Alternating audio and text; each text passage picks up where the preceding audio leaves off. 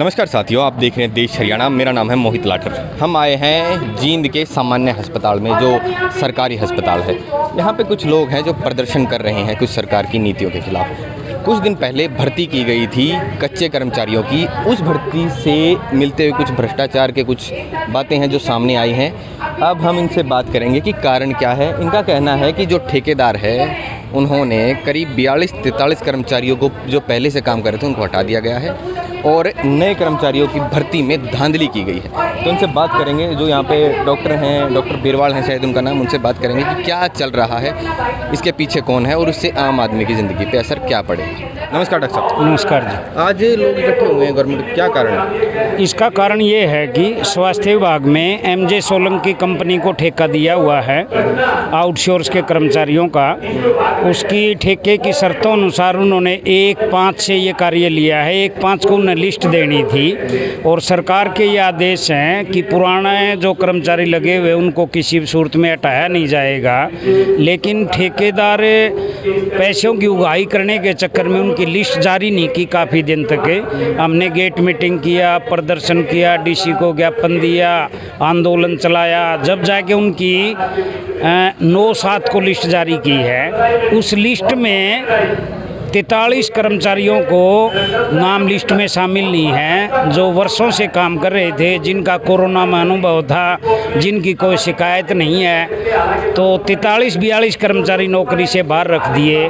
50-60 कर्मचारी ऐसे हैं जिनको उजाना से सफीदों भेज दिया, सफीदों वाले को जुलाना भेज दिया, ऐसे तैसे करके। क्या कारण है? 42-43 बोल रहे हो, क्यों नहीं लिए गए? बात किसी से? हाँ, बात हुई हमारी ठेकेदार से और से।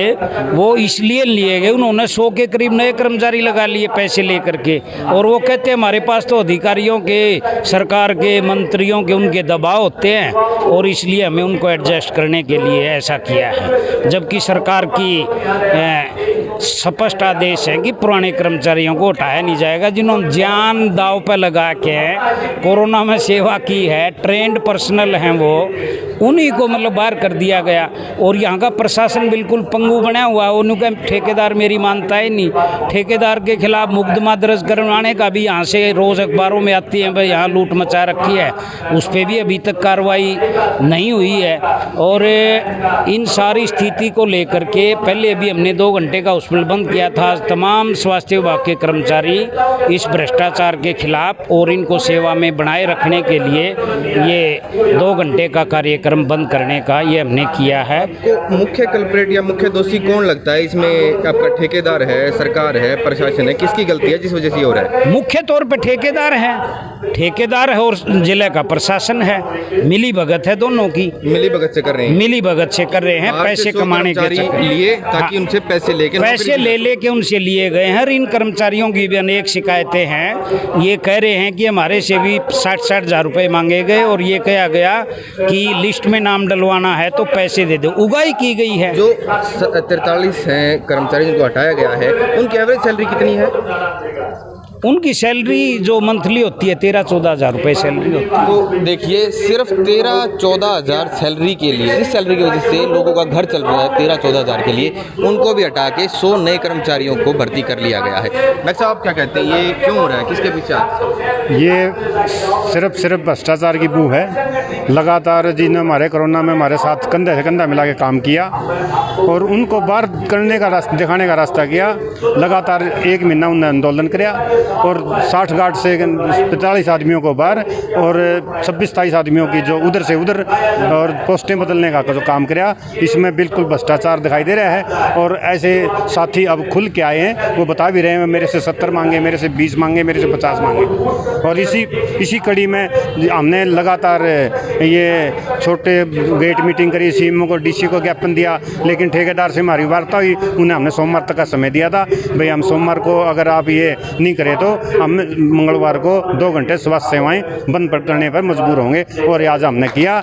अगर नहीं माने तो ये जल्दी ही कोई बड़ा आंदोलन लड़ने में मजबूर होंगे, जब तक ये 43 आदमियों की ज्वाइनिंग नहीं होती। डॉक्टर साहब, महामारी के बीच में सबसे ज़्यादा प्रेशर पड़ा था हमारे स्वास्थ्य सिस्टम के ऊपर, जो लोग काम करते हैं। पहली बात तो हमारे पास एक्सपीरियंस नहीं था ऐसा कुछ होगा, और जिन लोगों का एक्सपीरियंस हुआ 1-2 साल के बाद उन्हें हटाया जा रहा है। तो इससे जो बेसिक इंफ्रास्ट्रक्चर है मेडिकल का, उस पर क्या असर पड़ेगा? बहुत बुरी तरह से प्रभावित साबित होगा। बेसिक इंफ्रास्ट्रक्चर आपने देखिए, कोरोना महामारी में ये सिद्ध हो गया कि 1/4 भी कर्मचारी डॉक्टर पैरामेडिक सेवा में नहीं है। ज़रूरत तो ये थी इस देश में इस ढांचे को बढ़ाया जाने, इंफ्रास्ट्रक्चर को बढ़ाए जाने का। आप देखेंगे कि वेंटिलेटर तक पड़े रहे, उनको चलाने वाले नहीं हैं, इंफ्रास्ट्रक्चर नहीं है। तो ह्यूमन रिसोर्स 4 गुना ज़्यादा करनी थी।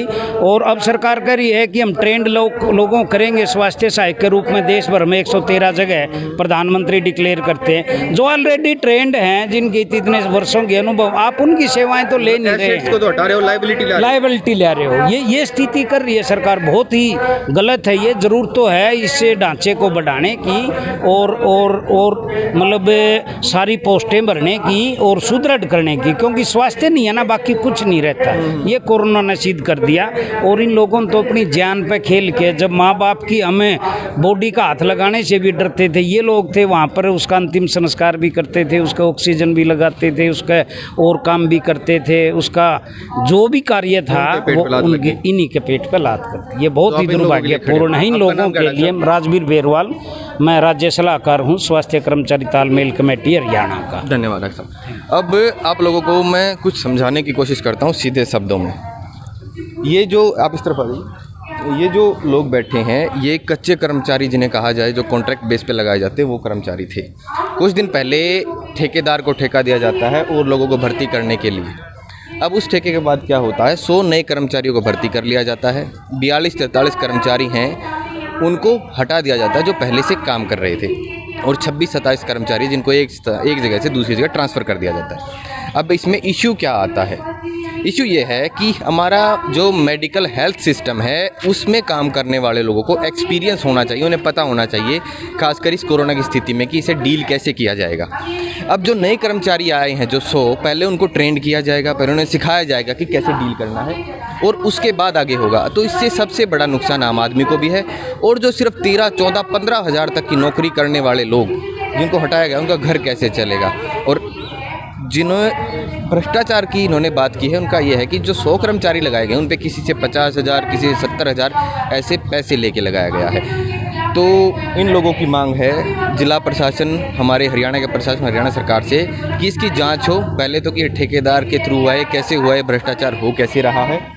पहले बड़े स्तर पे हुआ करता था, आपने देखा भी होगा, पहले हमारे यहाँ बड़े बड़े केस चलते थे कि कुछ इतने लाख रुपए लेके ये लगवाया जाए, जो पक्के कर्मचारी थे। अब देखिए 50-50 हज़ार रुपये के लिए लोगों की रोजी को उजाड़ा जा रहा है। तो बने रहिए देश हरियाणा के साथ। अगर इस मामले में कुछ आगे नई अपडेट आती हैं तो आपको इससे अपडेट रखेंगे। धन्यवाद।